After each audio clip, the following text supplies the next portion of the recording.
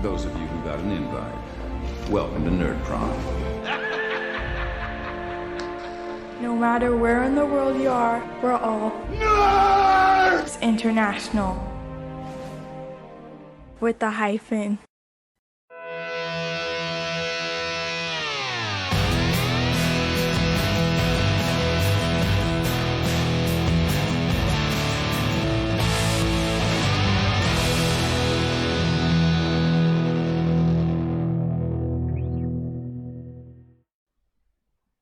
Hello, and welcome to the show.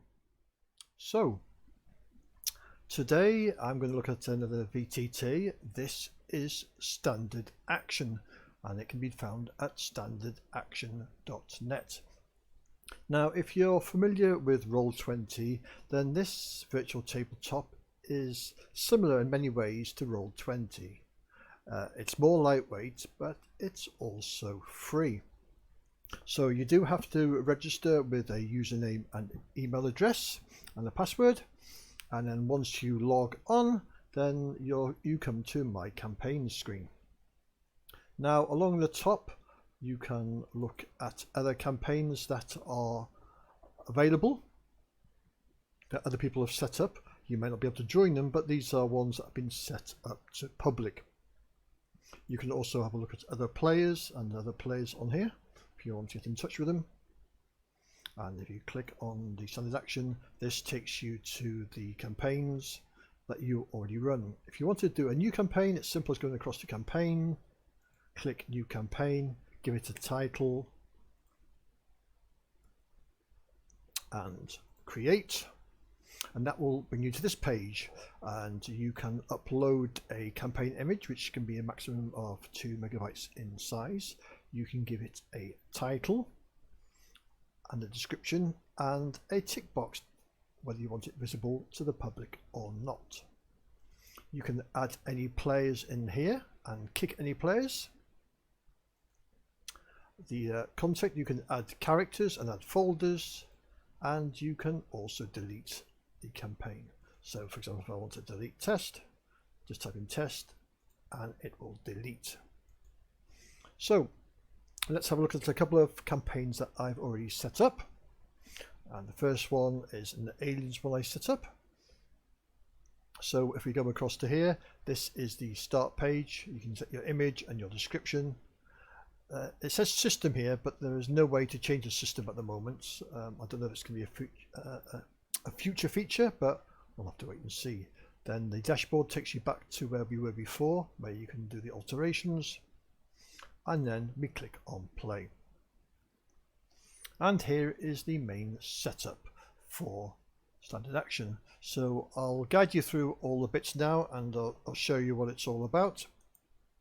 So on the right hand side we have got the slide in slide out bar, and we've got our chat is our first one on the tab, and at the bottom you can pick whoever you're going to be. So this was set up for 5 players and a scientist, so I could be any one of those. And just like you do in Roll20, you type your chat in the window and it'll be sent to all the players. If you want to do a dice roll, same as you would in Roll20, /R, the dice type, and that will give you a roll. And likewise, if you want to do a dice roll with a modifier, then you can type that in as well. So your normal dice types and modifiers go in the chat, and any chat you want to send to your players. The next tab is this is just been brought in now, is a macro tab, and this is where you type in macros that will appear in the bar down the bottom.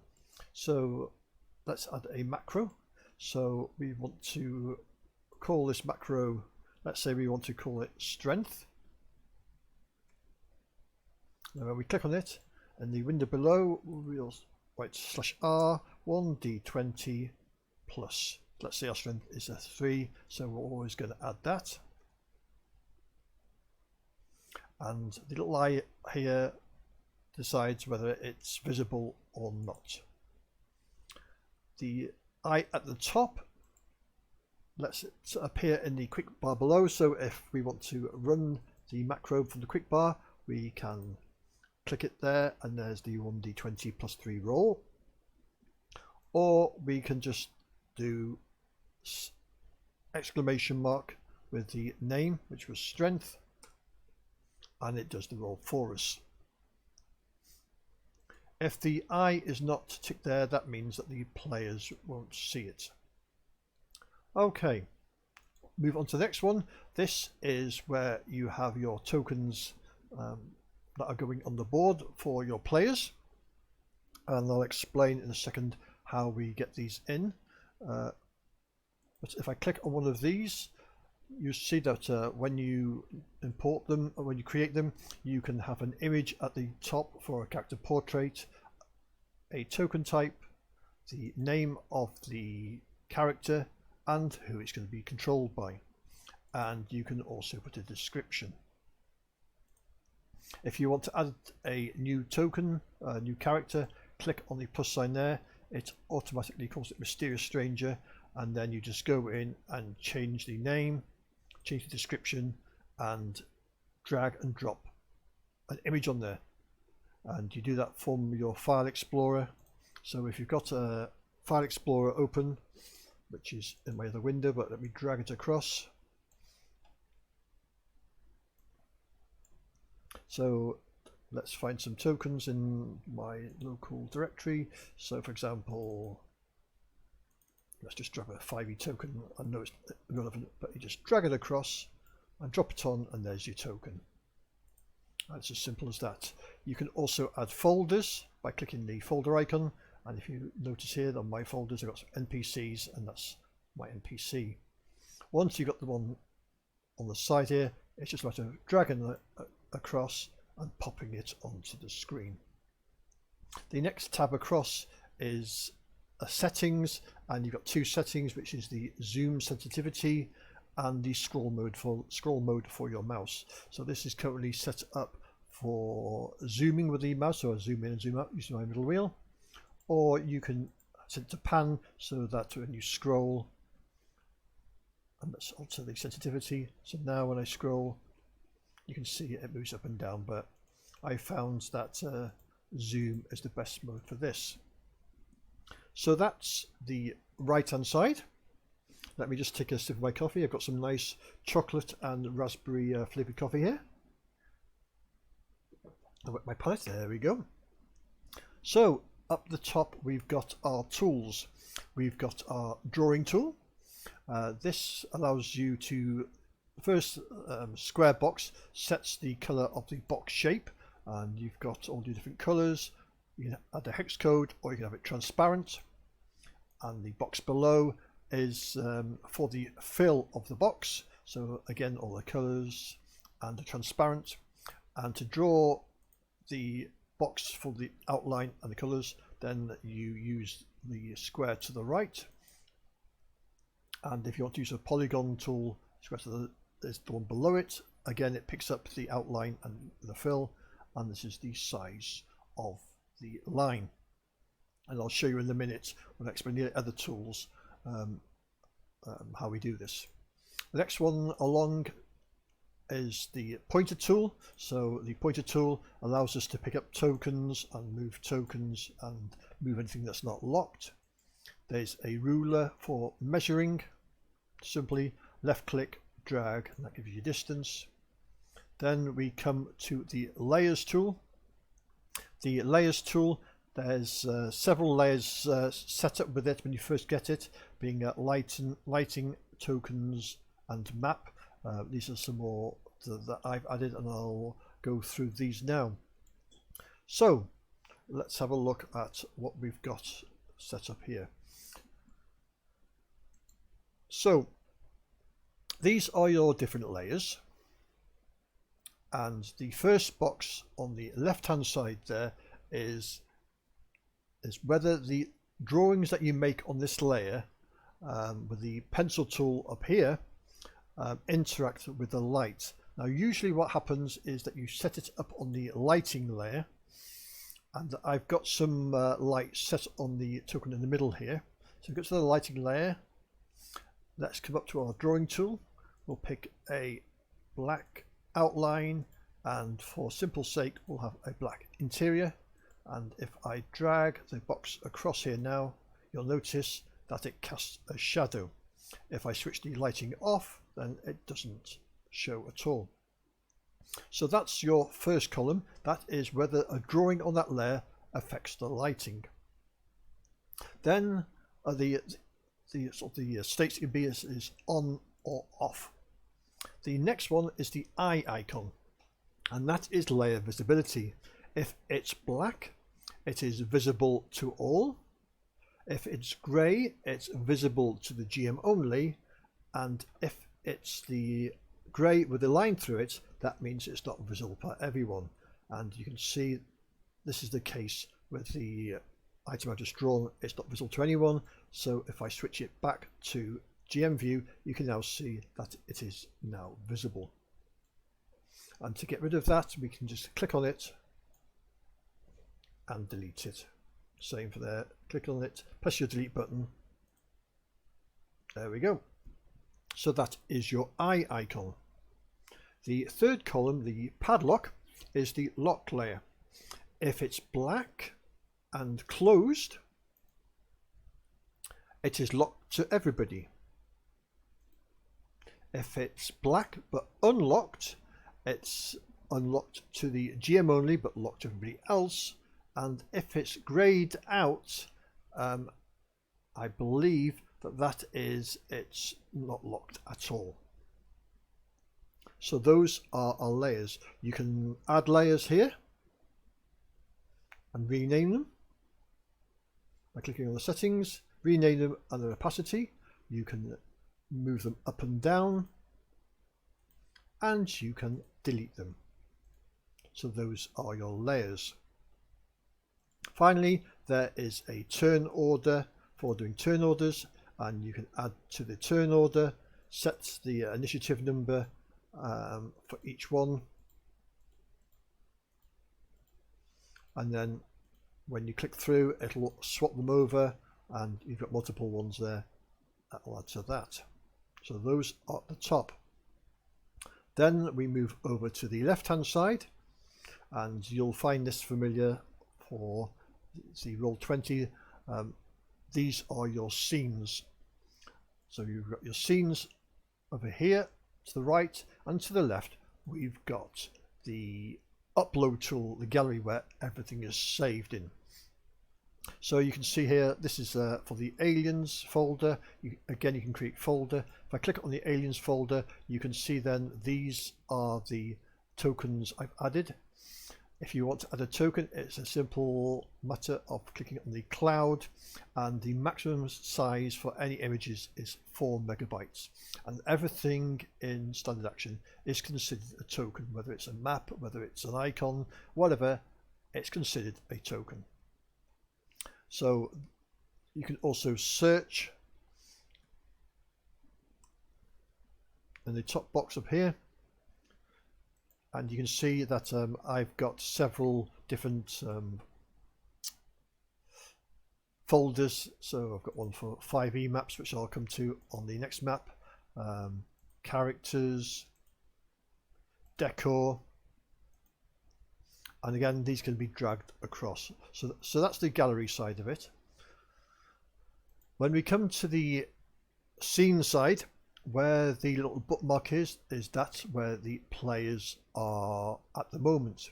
So if I click on the landing page, this is the landing page.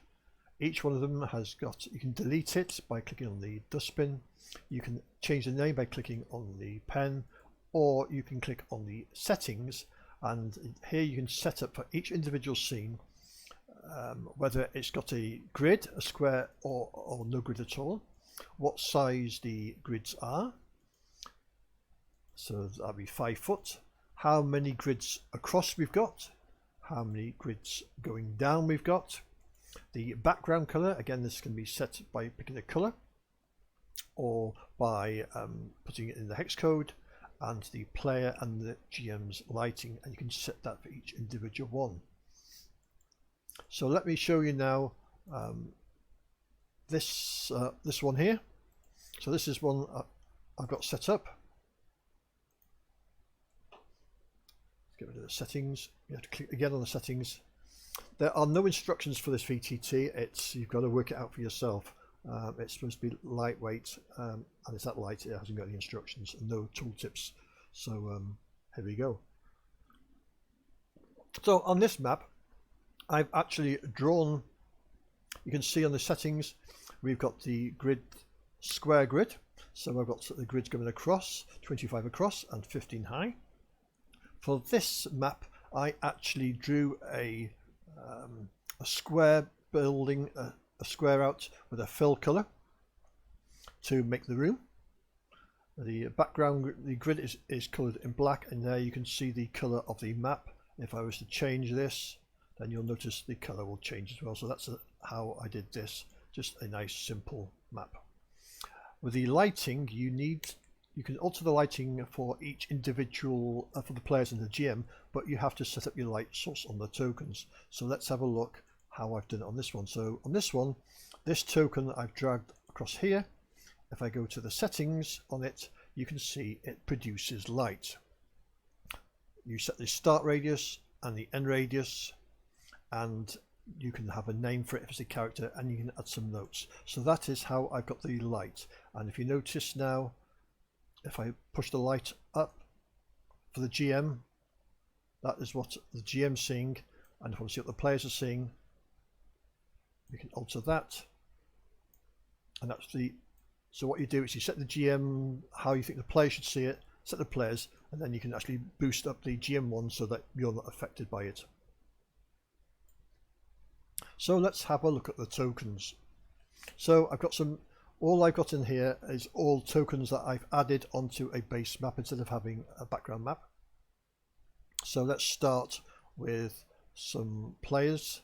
So here we've got a player character. So if I click on settings, I can set the character's name from the right hand side. I'll pick that on player's name. Who it's controlled by, if it produces light, the name I want to appear on the character. So if I wanted this to be male, I can add male, and that's what will appear on there. Or if I didn't want it to show, I can just click off that and the name will not appear beneath it. If I click on the little lines next to it, that will put the name up here on the right hand side. Click it again and it will switch off. The other thing you can do to tokens is add a bar. So click add bar, and you set either your health or whatever you want to set. So for example, if we say he's got a current health of 10 out of a maximum of 20, and we want the color to be red, we'll set that, click close, and now you notice he's got a health bar above him which is set from 10 out of 20. If you want to alter the health at any point, you can just click on there, click close, and it will alter the bar. There is a box here which you think that would say what it does, but that box is blank and I've not found any way to write in that box yet. You can also have multiple bars if you want to, so we can have a red bar and a green bar, and this could be a different factor. We'll call that 1 out of 1, and you see there's the second bar above it. And as I said before, all tokens are all objects are considered tokens, and these are just ones I've put in. For moving around, it's left click and drag a token. So if the characters, it doesn't snap, it does snap to grid. If you put it close by, you see it does snap. It's also got little handles on the side, so you can drag them up and drag them down. You can also elongate them, and sometimes you can do that by mistake. If you want to switch the bars off, it's just a matter of going here. So let's go and have a look at the other map that I've done to show you a different map. So yeah, before we do that, let's have a look at some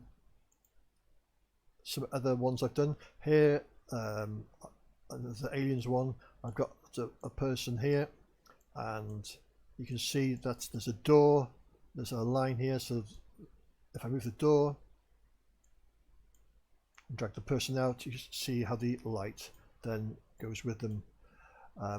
With the tokens, if you want to swap their layer, if you come onto the layer here, you see what you can right click them, and they're currently on the GM layer, so the GM layer is set to that view. So if I move it to the tokens layer, you now see the token come to life as it appears.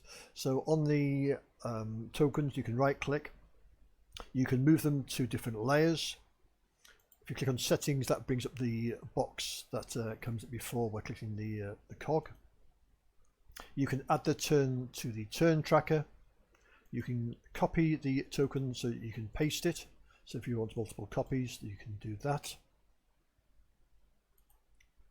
You can send to the front or back. So if you're move of another token and you want to bring that token forward, right click it, send it to the front.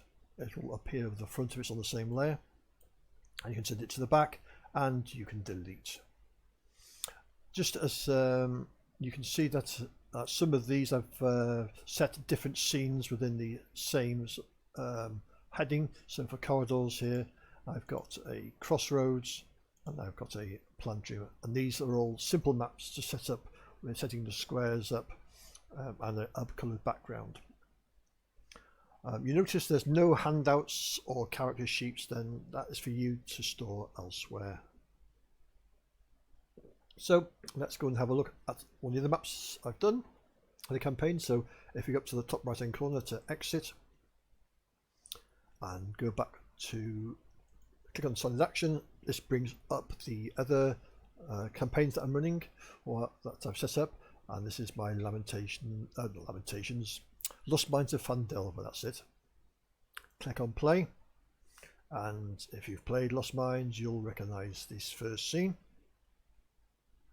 Here we have the map. Now, because of the limit of the map, this map is actually done in 4 sections. What I've had to do is take the map, because I think it's about 5 or 6 meg in size. Obviously it was too large to bring in because it can't be at 4 meg, so I just did a Google search for image splitting and found a website that you can put an image into, say how many columns you want to split it into and how many rows, and it splits it up. And if you notice here, now if I go into the layers, if I go to the map layer, you can see if I unlock it, there's one piece of the map, there's a second piece, there's a third piece, and I've just laid them next to each other. And if I lock it now, that will stop it being moved around. Zoom in, you can see here, these are the characters from my place campaign. Right click, I want you to drag fingers down. So we've got players in here. You can see here that I've drawn some objects over here, and I'll show you how that works, because my players have already discovered all of this map. So if I click on here, this character produces light. This is how many health points they've got back, and you'll see now as I drag the character along, it's giving out light. You can also rotate the character. I'll probably make that a bit bigger so it fits on the here we go. And as we come up to here, you can see now that the light doesn't go inside the tower, and there's a dragon in there, but the dragon can't be seen because it's on the GM layer. So if the players want to do this, there's 2 ways of doing it. You can just drag them straight inside and they can see inside it, or you could click on the door, either delete the door or remove the door, and now they see inside.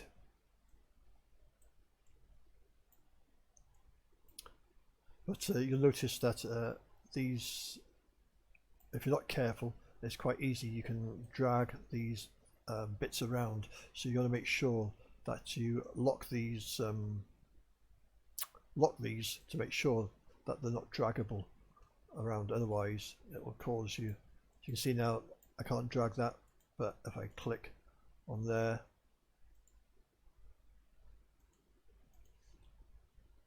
there we go, dragged it back. So yeah, you've got to be careful with these. Make sure that you lock them, otherwise you will come a cropper. But it's so easy to do it. This is done with the polygon tool, as I said before. So let's do a black outline. We'll do a yellow interior so you can see how it works. And click with the left click, and just keep left clicking. And when you've finished, right click, and it will complete the shape. If you want to do full circle, you have to go back to the point of origin and do the right click. If you, like I do here, you just want to do an outline but you don't want to fill, then click the transparent interior, and now when you do an outline,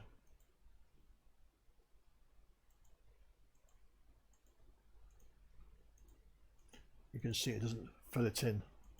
But I'm currently drawing on a tokens layer, and that's why it's not showing up for the blocking the site. So let's do one that does block site. So we'll go to the lighting layer, click on it, and now you can see it blocks light. So that is a nice easy way to, now I've got you watch now, it's locked, that's why. There we go. So it's nice and light, it doesn't take many resources.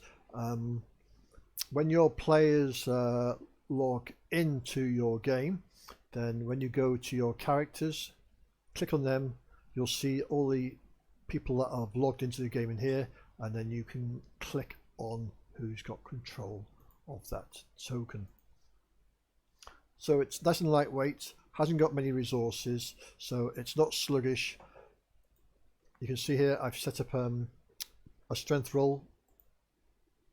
We should do a strength roll here. This is the it's just a strength roll 1d20 plus 5. I'm not sure if players can set up macros as well. I've not checked that one out, but I'm sure if you have a look at it, you'll find that one out. So that's standard action. That's a nice simple virtual tabletop, lightweight. Not too many features, but it's got the main features that you'd want. So see how there we go. So I hope you found that useful. So that is standard action, available at standardaction.net. They have a Discord, and Eric, the developer, is active on the Discord. He intends to keep it for free. It's been up for 2 or 3 years now, so go and check it out and have a play with it. I'm sure you'll find that useful. So thanks all for watching this episode. I'll see you all again soon, and I'll see you on the flip side.